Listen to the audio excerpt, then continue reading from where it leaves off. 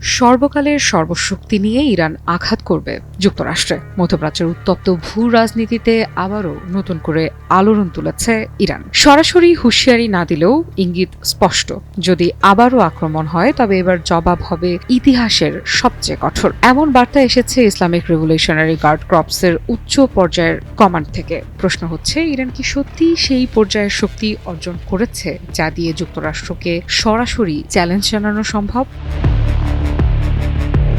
সম্প্রতি আইআরজিসির কুদস ফোর্সের commander brigadier general Ismail ঘানি তার বার্তায় বলেছেন, প্রতিরোধ জোট এখন আগের যে কোনো সময়ের তুলনায় বেশি ঐক্যবদ্ধ এবং শক্তিশালী। এই প্রতিরোধ জোট বলতে শুধু ইরান নয়, বরং লেবাননের হিজবুল্লাহ, ইয়েমেনের হুথি এবং ইরাক সিরিয়ার বিভিন্ন সশস্ত্র গোষ্ঠীকে বোঝানো হচ্ছে। অর্থাৎ এটি একক কোনো রাষ্ট্র নয়, বরং একটি ছায়া জোট যার বিস্তার পুরো মধ্যপ্রাচ্য জুড়ে।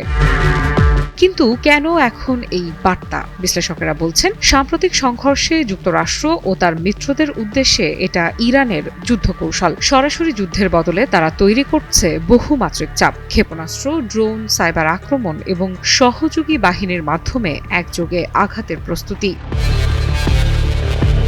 ইরানের সেই সর্বকালের সর্বশক্তি আসলে কি? সামরিক বিশ্লেষণ বলছে, ইরানের দূরপাল্লার ক্ষেপণাস্ত্র ভান্ডার এখন মধ্যপ্রাচ্যের সবচেয়ে বড়গুলোর একটি। এর সঙ্গে যুক্ত হয়েছে উন্নত ড্রোন প্রযুক্তি, যা ইতোমধ্যে ইউক্রেন যুদ্ধ সহ বিভিন্ন ক্ষেত্রে কার্যকারিতা প্রমাণ করেছে। শুধু তাই নয়, পারস্য উপসাগরের কৌশলগত পথ, হরমুজ প্রণালী নিয়ন্ত্রণের সক্ষমতাও ইরানের হাতে বড় একটি অস্ত্র।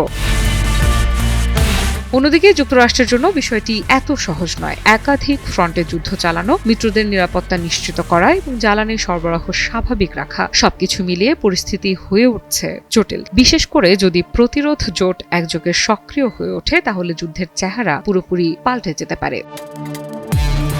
ইরানের এই বার্তায় আরেকটি দিকও রয়েছে, মনস্তাত্ত্বিক যুদ্ধ।